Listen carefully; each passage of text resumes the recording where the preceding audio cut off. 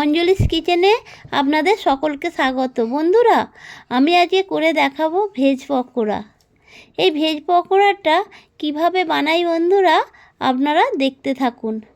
প্রথমে একটা বোলের মধ্যে সমস্ত কিছু সবজি নিয়ে নিয়েছি, মানে ক্যাপসিকাম, পেঁয়াজ কুচি, গাজর কুচি, লঙ্কা কুচি, তারপরে নিয়ে নিলাম বন্ধুরা হলুদ গুঁড়ো, আর নিয়ে নিচ্ছি কিছুটা আদা রসুন বাটা।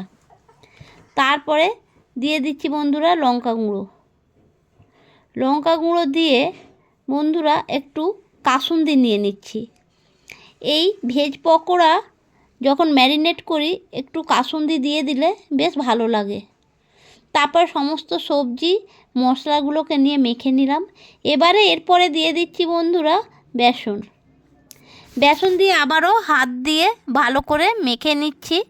মেখে নিয়ে তার মধ্যে আরও একটু কম করে কিছুটা বেসন দিয়ে জল দিয়ে আবারও ম্যারিনেট করে নিচ্ছি। বেশ করে চটকিয়ে ভালো করে একটা মণ্ড মতো করে নিচ্ছি, যেহেতু পকোড়া তো একটু শক্ত শক্ত হলে ভালো হয়।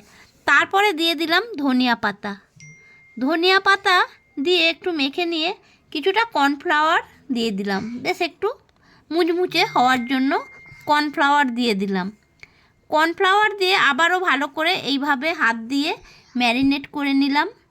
তারপরে কিছুটা লঙ্কা কুচি দিয়ে দিলাম বন্ধুরা। প্রথমে দিয়েছিলাম, সেটা একটু কম হয়েছিল বলে আরেকটু লঙ্কা কুচি দিয়ে দিলাম। দিয়ে তারপরে ভালো করে ম্যারিনেট করতে দিলাম। তারপরে উনানে কড়াই বসিয়ে সরিষার তেল দিলাম। এটা সরিষার তেলে করছি বন্ধুরা, খেতে ভালো লাগে, গন্ধটা খুব সুন্দর লাগে এই জন্য। তারপরে ম্যারিনেট করা সবজিগুলো গোল গোল করে আমি ওই গরম তেলের মধ্যে একে একে ছেড়ে দিলাম। হয়ে গেল আমার ভেজ পকোড়া বন্ধুরা। আমি এক এক করে প্লেটে তুলে নিলাম। তার মধ্যে কাসুন্দি দিয়ে আমি সাজিয়ে দিলাম প্লেটটা। ভেজ পকোড়া দেখুন বন্ধুরা কত সুন্দর হয়েছে। এইভাবে আপনারাও বানিয়ে খাবেন, খুব ভালো লাগবে।